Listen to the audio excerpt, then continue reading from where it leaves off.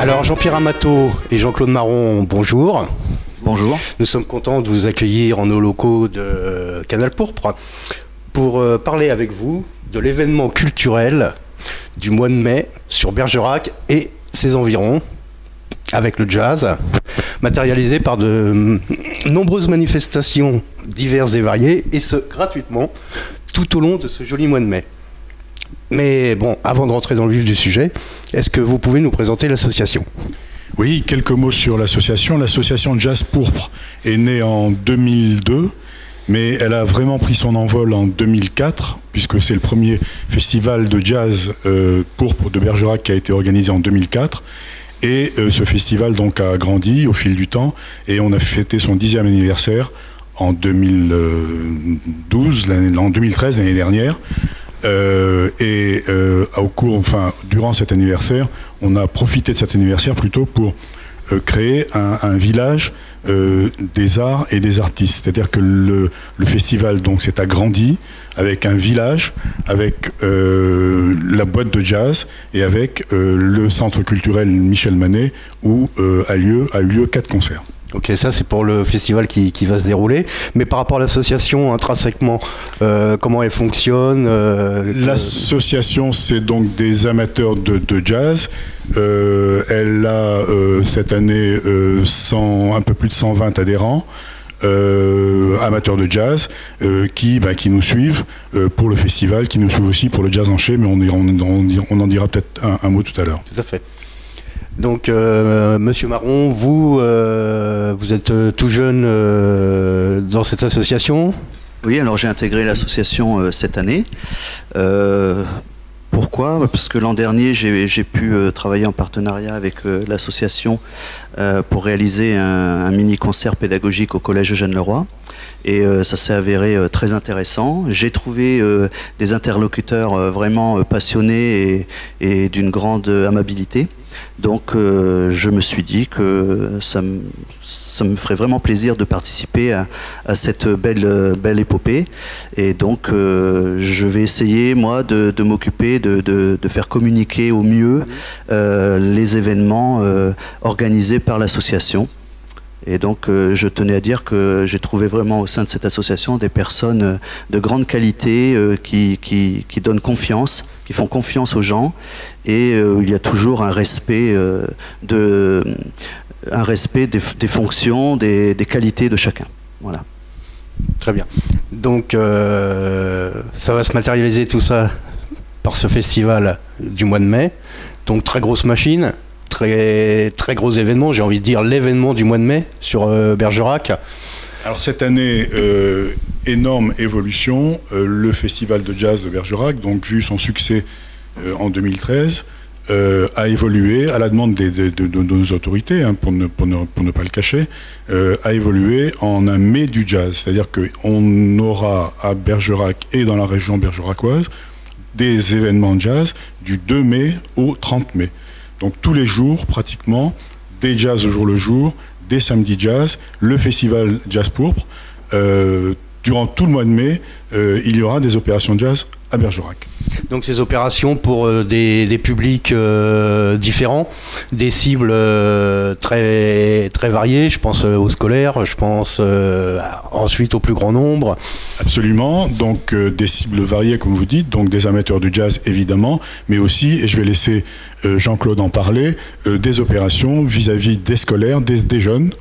Oui, donc le mardi 6 mai aura lieu à l'auditorium François Mitterrand un concert pédagogique, donc animé par une enseignante du collège Eugène-Leroy et Emilio Leroy qui est un batteur périgourdin, qui viendra donc avec 3 autres musiciens. Et donc il est prévu de présenter sur écran géant l'histoire du jazz, de l'esclavage jusqu'à nos jours.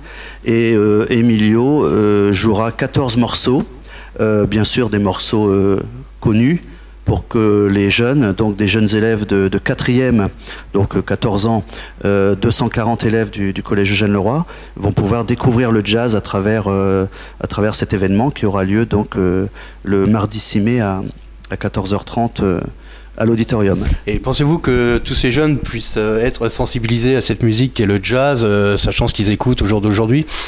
Justement, c'est l'enjeu, puisque bon, en enseignement musical, les professeurs présentent bien sûr les différentes facettes de la musique. Et bien sûr, ils n'oublient pas le jazz, au même titre que la musique classique ou même que des variétés. Hein. Et donc, l'enjeu, c'est de leur montrer cette musique. Donc, on a déjà, bien sûr, préparé en amont cet événement en cours, en présentant différents morceaux. Et donc, il s'avère que les jeunes, même s'ils n'ont jamais connu jamais entendu ce style de musique, sont vraiment attirés par la spécificité de chaque instrument et l'accord musical qui existe quand ils jouent ensemble. Donc en plus on essaiera de distribuer ce jour-là aux jeunes des petits flyers pour faire venir les parents. Ensuite le 10 mai, puisque le samedi suivant a lieu donc devant l'auditorium à Barbecue Jazz. Et avec donc un concert gratuit pendant le barbecue jazz à l'extérieur sur l'esplanade de François Mitterrand, et ensuite à l'intérieur de l'auditorium un concert gratuit. Donc si j'ai un appel à lancer, c'est justement que les personnes de la rive gauche de Bergerac viennent le plus nombreux possible à cette manifestation. Mais évidemment. Alors, un mot peut-être sur la gratuité, je crois que c'est important, c'est que la majorité, je dis bien la majorité des opérations et des concerts donc, sont gratuits, seuls sont payants. Le premier concert qui est organisé en coproduction avec le Roxane le vendredi 2 mai, un concert avec un grand groupe électro de luxe, donc organisé avec le Roxane. Ce concert-là est payant et sont payants aussi mais on en reparlera peut-être, les concerts du Centre culturel Michel Manet qui ont lieu le vendredi, samedi et dimanche 23, 24, 25 mai. D'accord, oui, ça c'est les 3 jours entre guillemets un petit peu emblématiques du festival. Qui représentent le festival. Exactement. Donc je vous écoute un petit peu plus si vous pouvez développer sur ces 3 journées. Alors ces 3 journées, 3 journées avec la structure du festival donc est composée de 3 entités. Une entité village d'art et artistes où des créateurs, artisans, artistes viennent présenter leurs œuvres. Et si possible, en réaliser certaines en direct. C'est ce qui s'est passé l'année dernière, et on refera la même chose cette année. Donc ça c'est le village. Deuxième point, deuxième entité du festival, la boîte de jazz, un grand chapiteau installé sur la place Gambetta à Bergerac, dans lequel donc se succèdent des groupes entièrement gratuits. Et la troisième entité, c'est les concerts du centre culturel qui, eux, donc, ne sont pas gratuits, évidemment, puisque seront présents à ces concerts le vendredi, samedi et dimanche 23, 24, 25 mai, des artistes de renom international, par exemple Thomas Enko, le célèbre pianiste Thomas Enko, le vendredi. Le samedi, un pianiste, Julien Brunto, à 18h, la séance de 18h, et Laurent de Wild, très connu aussi, artiste internationalement connu, à la séance de 21h. Et enfin, le dimanche, Cécile McLaurin, qui est une chanteuse américaine, très très connue aussi, internationalement connue, qui, elle, jouera le dimanche à 18h. D'accord. On ajoutera aussi, lors du festival et du village d'artistes, qu'il y a bien sûr une restauration sur place, avec là aussi quelques restaurateurs qui pourront servir bien sûr les personnes lors des... D'accord. Donc que je comprenne, ce village d'artistes, c'est plusieurs tentes où sont des artisans, des sculpteurs, des peintres qui fabriquent leur œuvre sous fond musical. Alors, si tu permets, Jean-Pierre. Donc cette année, il y aura 2 artistes qui viendront et qui auront réalisé des œuvres en lien avec le jazz. Donc il y aura des peintures et je crois des lithographies sur le thème du jazz. Et donc ils réaliseront également une œuvre devant le public.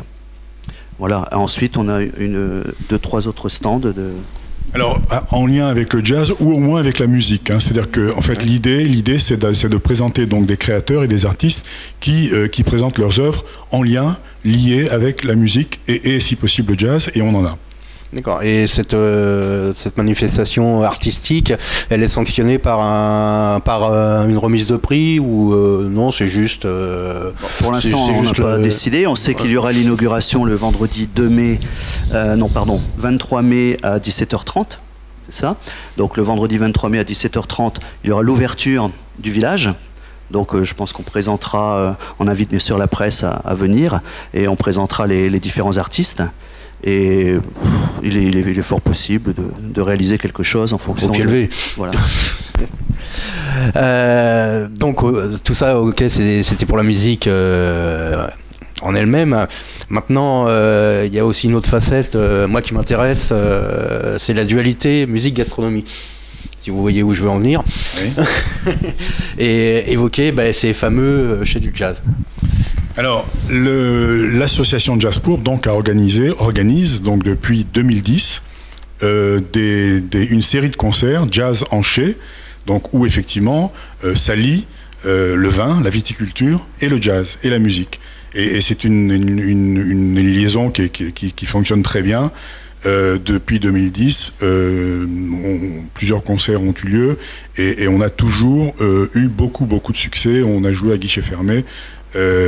Cette année, le premier concert a eu lieu à Montbazillac. Le deuxième a eu lieu à la cave coopérative Alliance Aquitaine. C'était un nouveau lieu d'ailleurs, donc c'était pas un chai, mais c'est un lieu dédié au vin, ô combien. Le troisième aura lieu le 14 juin dans un château, au château Barouillet. Le quatrième concert aura lieu en septembre au château de Tirgan dans le cadre du festival Grain d'automne. Depuis plusieurs années maintenant, donc nous faisons partie du festival. Jazz Pourpre participe au festival Grain d'automne en organisant le concert du château de Tirgan. Et enfin, on terminera la saison au château des Vigiers avec un concert en novembre. D'accord. Donc, de toute façon, seront marquées toutes les dates et je pense qu'on aura l'occasion d'y revenir. Et pour faire fonctionner tout ça, je présume qu'il faut des financements. Si vous pouviez nous parler de vos partenaires. Alors nos partenaires principaux sont la ville de Bergerac évidemment, mais depuis maintenant un an la communauté d'agglomération de Bergeracoise, la CAB, et évidemment aussi le conseil général et le conseil régional. Donc voilà nos financeurs principaux institutionnels. À côté de ce financement institutionnel, on essaye de développer et on développe de plus en plus un partenariat privé. Et on a donc réussi donc à avoir des partenaires privés pour lesquels on fait une publicité sur le programme que voici, hein, le programme complet du festival, mais aussi sous forme de set de table et sous forme de parution dans nos diverses documentations de communication. Très bien. Ça va être pour 2014. L'année prochaine, qu'est-ce que vous nous préparez? Alors moi, je pense que déjà, on va avoir un peu le succès que va obtenir ce mai du jazz. L'an dernier, il y a eu au festival 3500 personnes. Donc, bien sûr, la météo joue beaucoup dans cette problématique de présence de visiteurs. Mais on espère vraiment attirer beaucoup plus de monde cette année, et en fonction du succès, de l'intérêt que vont porter les gens, il est sûr qu'on pourra reconduire, si bien sûr nos partenaires en sont d'accord, le même genre d'opération, je pense. Alors oui, 2015, donc on essaiera de transformer l'essai, hein, évidemment.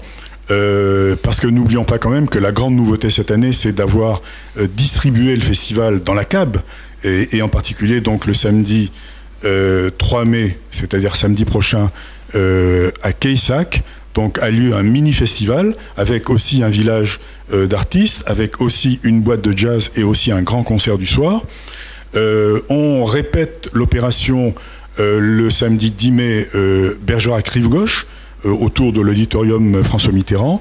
Et enfin, on finit cette opération de décentralisation, enfin de distribution dans la cave, par le 16 mai, le samedi 16 mai, à Saint-Pierre-d'Hérault, où on retrouvera un village d'artistes, une boîte de jazz et un grand concert du soir.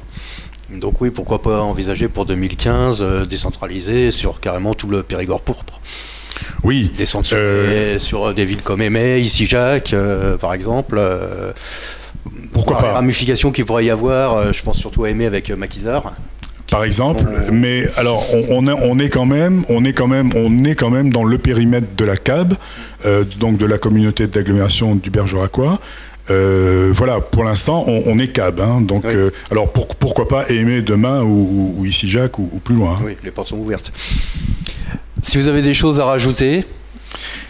Une chose, je rappelle que l'ouverture du festival se fera au Black Pearl, qui s'appellera le Dôme bientôt, hein, vendredi 2 mai, à partir de 18h, au Black Pearl, juste avant le concert organisé au Roxane, Electro Deluxe, avec le groupe Electro Deluxe, donc groupe très connu. L'ouverture du festival se fera donc au Black Pearl le vendredi 2 mai à partir de 18h. D'accord. Moi, je n'ai rien à ajouter, si ce n'est que, encore une fois, je le répète, je voudrais vraiment qu'il y ait beaucoup de gens qui viennent soutenir les nombreux efforts que font les bénévoles de cette association pour faire développer le jazz, cette musique en milieu oui, et proposer des programmes de qualité. De qualité, voilà. Donc on essaye évidemment, donc on vous remercie de nous avoir accueillis parce qu'on essaye au mieux de communiquer ce grand moment au plus de monde possible. C'est tout le mal qu'on peut vous souhaiter. On vous accueillera avec grand plaisir, sachez-le. C'est très gentil. Monsieur Marron, monsieur Amto, je vous remercie beaucoup. Merci. Merci.